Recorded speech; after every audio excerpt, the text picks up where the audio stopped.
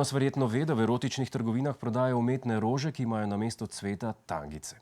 Ja, med tiste, ki pa tega zagotovo ne vedo, pa spadajo zaposleni iz katoliške šole v Filadelfiji. Tam so za materinski dan po nesreči dali točno take rože svojim učencem, da so jih poklonili mamam. In takole se je na darilo odzvala ena od obdarjenk. Open it. Oh my God, I see it already.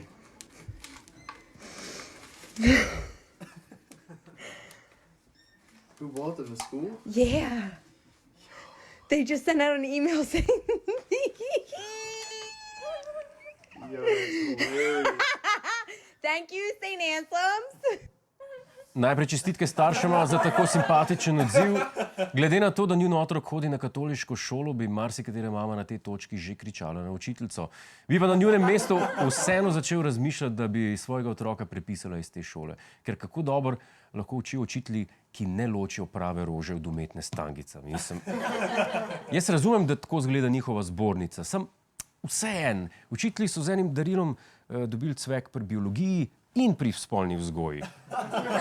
V bistvu bi moral nekdo preveriti, če so ti učitelji sploh opravili spolno vzgojo. A oni vedo, da doggy style ni sam za pse. Pa da bič ni sam za konje. In da obstaja dober razlog, da se učenci hihitajo, zmer, ker je rezultat pri matematiki 69.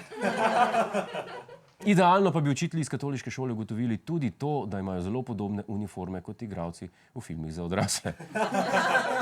Mimogrede, ekipa si ni bila enotna, kater porno naslov bi bolj pasal na to sliko. Naši predlogi so bili še Pastor v pasti, Odpusti mi oče in Pol sestre.